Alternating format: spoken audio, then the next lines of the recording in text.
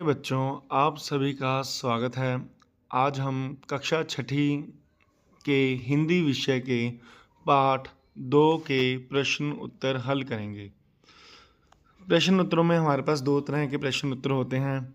एक तो एक वाक्य वाले या छोटे अक्षरों वाले जो प्रश्न होते हैं, जो एक शब्द में भी जिनका हम आंसर दे सकते हैं, वो वाले प्रश्न। और दूसरे होते हैं लॉन्ग क्वेश्चन, यानी कि जिनका आंसर जो है, उत्तर जो है, हम 3-4 पंक्तियों में देते हैं। सबसे पहले हमारे पास निम्नलिखित प्रश्नों के उत्तर 1-2 वाक्य में दें।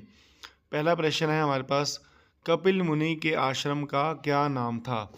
कपिल मुनि के आश्रम का नाम मुक्तसर आश्रम था।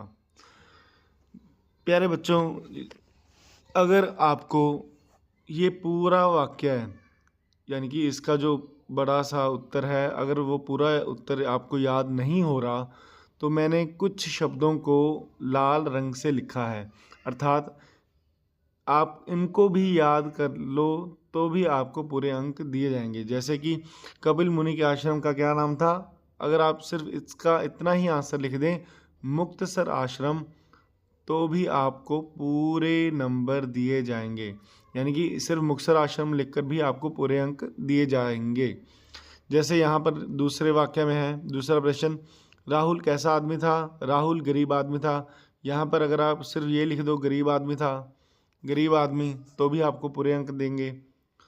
मुनि ने राहुल से सबसे पहले क्या मांगा? इसका पूरा आंसर है, मुनि ने राहुल से सबसे पहले उसकी दोनों आंखें मांगी। तो हमारा जो आंसर सही है, वो पूरा आंसर क्या होगा? उसकी दोनों आंखें मांगी। तो ये हमारा 3 प्रश्न जो हैं वो हो चुके हैं। चौथा प्रश्न, कपिल मुनि ने राहुल से 10 लाख रुपए के बदले में क्या मांगा? कपिल मुनि ने राहुल से 10 लाख रुपए के बदले में उसका मुख मांगा। तो सही आंसर क्या है हमारा? उसका मुख मांगा। अब इसके बाद जो हमारे बड़े प्रश्न हैं, बड़े प्रश्न जो हैं हमारे, वो एग्ज़ाम में 4 नंबर के आते होते हैं। 4 नंबर के जो बड़े प्रश्न आएंगे, कक्षा छठी के हिसाब से प्रश्नों को छोटा किया गया है, तो इसलिए हम जो ये दिए गए हैं, इनको और ज़्यादा कट नहीं कर सकते और ज़्यादा छोटा नहीं कर सकते। आपको ये पूरे के पूरे लिखने होंगे। पर अगर कुछ बच्चों को ये पूरा वाक्य याद नहीं होगा, तो वैसे ही जैसे हमने ऊपर किया था वैसे ही यहाँ किया है। लाल रंग में जो लाइनें दी गई हैं, आप उनको कम से कम पूरा याद कीजिएगा, ताकि आपको पूरे ना सही तो कुछ तो अंक प्राप्त हो जाएं। जैसे अगर हम इसकी बात करें, जो पहला बड़ा क्वेश्चन है, कपिल मुनि द्वारा राहुल से दोनों आंखें मांगने पर राहुल ने क्या जवाब दिया? राहुल ने मना करते हुए कहा कि यदि मैं आंखें दे दूंगा तो मैं देखूंगा कैसे? नहीं, मैं आंखें नहीं दे सकता। सही बात है ना बच्चों, कि अगर हम अपनी आंखें ही दे देंगे तो हम देखेंगे कैसे? अगर हम देखेंगे नहीं तो ये दुनिया में रहेंगे कैसे? तो यही बात राहुल ने सोची और उसने अपनी आंखें देने से मना कर दिया। प्रश्न दूसरा, मुनि द्वारा दोनों हाथ मांगने पर राहुल सोच में क्यों पड़ गया? इसका उत्तर है, मुनि द्वारा राहुल से दोनों हाथ मांगने पर वह इसलिए सोच में पड़ गया कि अगर मैं अपने हाथ दे दूंगा तो फिर काम कैसे करूंगा? मैं अपने हाथ नहीं दूंगा। जैसे अब राहुल है, राहुल ने सोचा कि अगर मैं अपने दोनों हाथ मुनि को दे दूंगा तो फिर वो काम कैसे करेगा? कि कोई भी काम करने के लिए, हम कोई भी काम करते हैं तो किसी भी काम को करने के लिए हमें क्या चाहिए? हाथ चाहिए ना।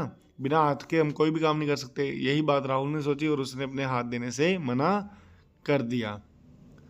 प्रश्न तीसरा, जब मुनि ने राहुल से उसके दोनों पैर मांगे तो राहुल क्यों घबरा गया?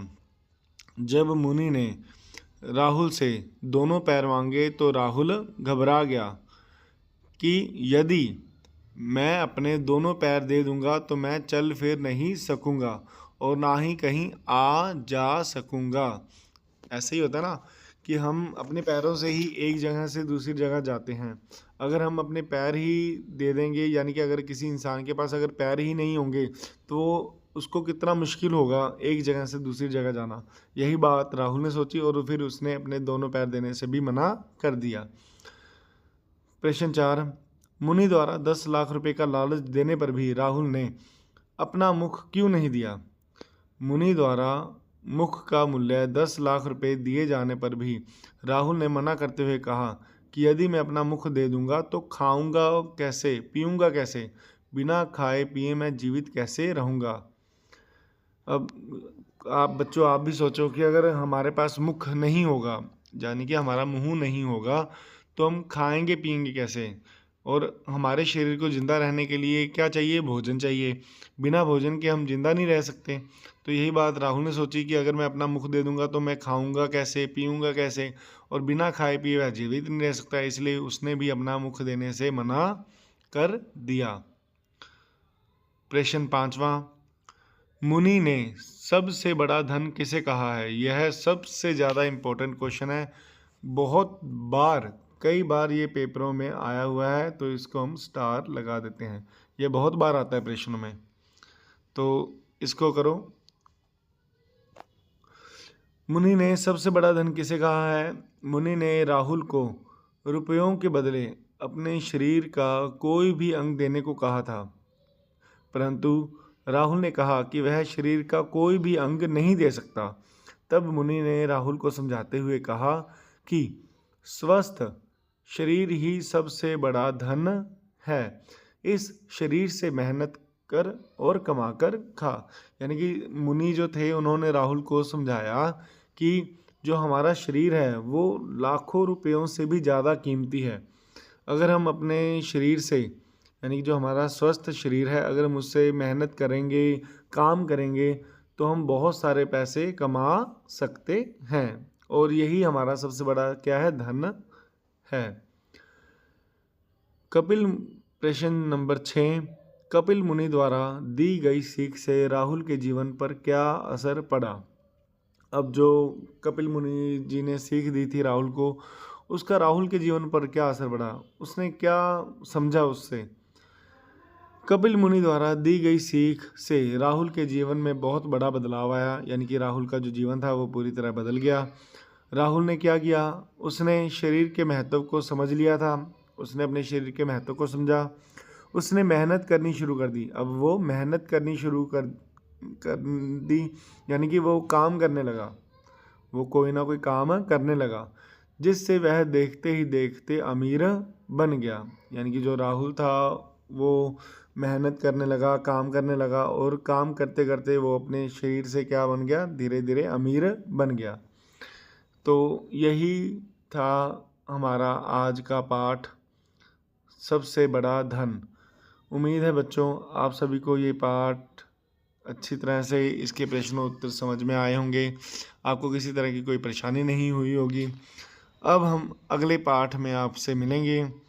चैनल को सब्सक्राइब कीजिए, वीडियो को लाइक कीजिए, कमेंट कीजिए। आप सभी का बहुत बहुत धन्यवाद।